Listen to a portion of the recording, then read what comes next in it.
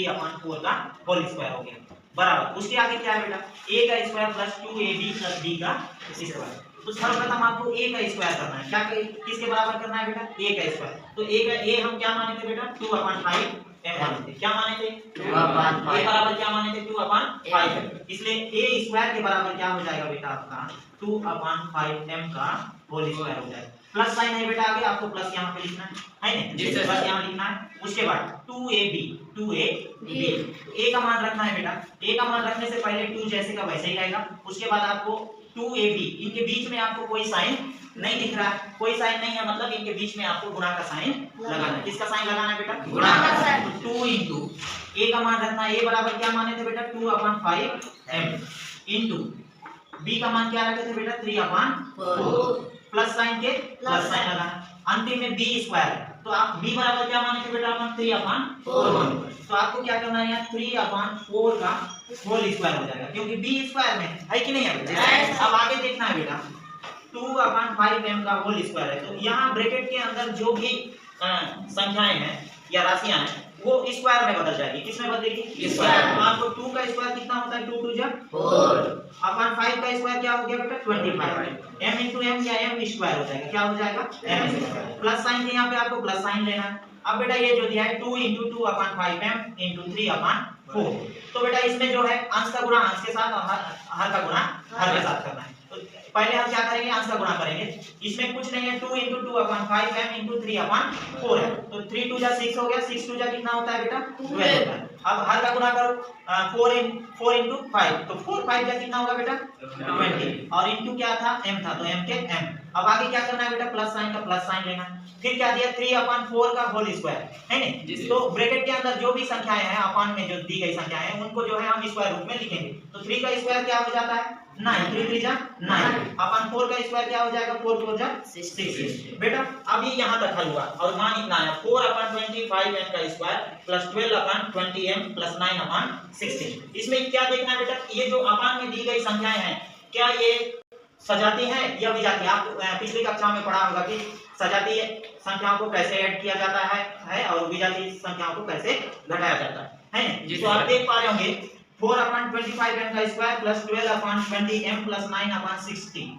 ये बेटा ये कहीं ना कहीं विजाती है, ये कोई किसी से मैच नहीं हो रहा है। इसलिए आपको क्या करना है, एक ऑप्शन ये भी देखना है क्या कोई अंश बटा हर में जो संख्या लिखा हुआ है यहाँ पे क्या कोई एक समान संख्या से विभाजित हो रहा है।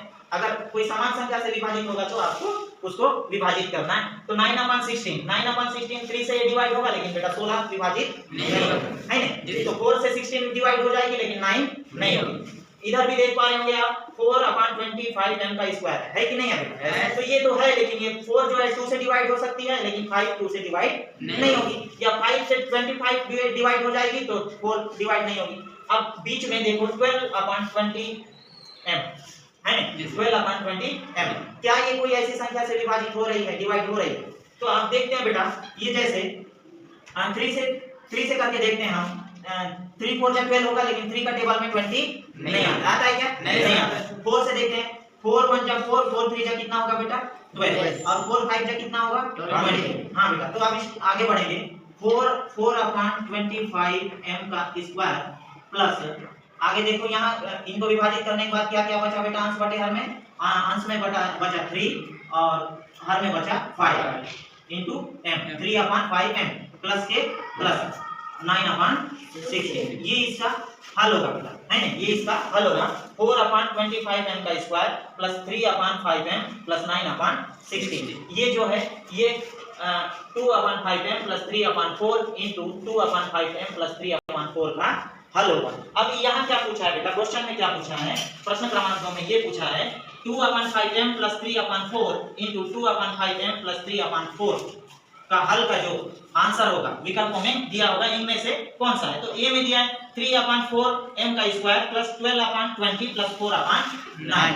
बी ऑप्शन में दिया है 4/25m का स्क्वायर प्लस 3/5m प्लस 9/16। तो बेटा हमारा कहीं ना कहीं ये जो हल है ये बी ऑप्शन के साथ मैच हो रहा है। बी ऑप्शन, बी वाला जो विकल्प है वो कहीं ना कहीं हम जो प्रश्न का हल किए हैं उसका आंसर इससे मैच हो रहा है, मिल रहा है। तो इसका सही ऑप्शन क्या हो जाएगा बेटा, बी हो जाएगा 4/25m का स्क्वायर प्लस 3/5m प्लस 9/16।